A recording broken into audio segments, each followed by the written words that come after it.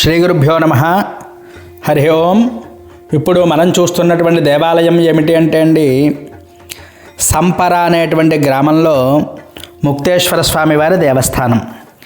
సాధారణంగా మనం గోదావరి అవతలు ఉండేటువంటి ముక్తేశ్వరం అనేటువంటి గ్రామంలో ముక్తేశ్వరుడు ఉన్నాడు.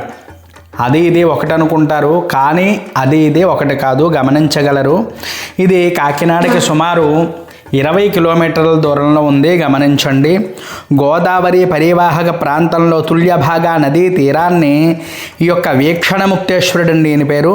బాలా త్రిపుర సుందరి సమేత వీక్షణ ముక్తేశ్వర స్వామి వారండి. చాలా పురాతనమైనటువంటి దేవాలయం, శిల్పకళాది కూడా ఉట్టిపడుతూ ఉందండి. చాలా గొప్ప దేవాలయంగా దీన్ని చెప్పబడుతోంది.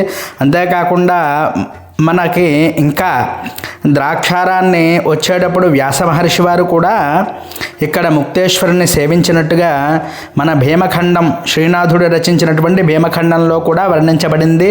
ప్రాచీన దేవాలయానికి సంబంధించినటువంటి అనేకమైనటువంటి శిలా విగ్రహాలు ఆలయ ప్రాకారాల్లో సరస్సు తీర్థమందు కూడా పడి ఉన్నాయి అని చెప్పబడుతోంది. అంతేకాకుండా శ్రీ శ్రీ శ్రీ కంచి కామకోటి పీఠాధిపతులైనటువంటి చంద్రశేఖర సరస్వతి స్వామి వారు గోదావరి మండల పర్యటనలో అజ్ఞాతంగా ఉన్నటువంటి వీక్షణ ముక్తేశ్వర స్వామి ప్రశస్తిని తెలుసుకొని స్వామివారిని సేవించి స్వామివారి యొక్క మహత్యాన్ని అందరికీ కూడా తెలియపరిచారు అని చెప్పి పూర్వీకుల కథనం కూడా ఇక్కడ ఉన్నది.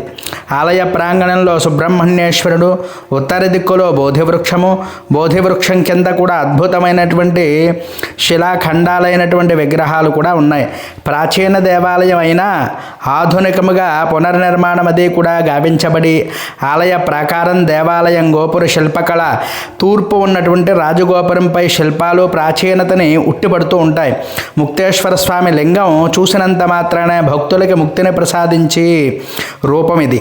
అందువల్లే చూసినంత మాత్రాన్నే వీక్షణ ముక్తేశ్వరుడు అని చెప్పి పేరు వచ్చిందండి. ఆ తుల్యభాగా నదిలో స్నానం చేసి స్వామివారిని ఎవరైతే సేవిస్తారో వారికి ముక్తి కలుగుతుంది అని చెప్పి ఇక్కడ స్థల పురాణం కూడా చెప్పబడుతోంది.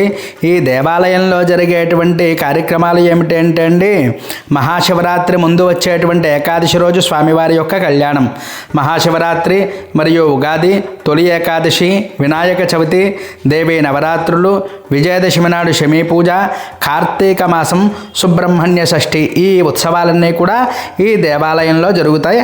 అందరూ గమనించి తప్పక దర్శనం చేసుకోండి. ఇంకా ఎవరైనా మన ఛానల్ సబ్స్క్రైబ్ చేయకపోతే సబ్స్క్రైబ్ చేయండి. హరి ఓం తత్సదు. స్వస్తి.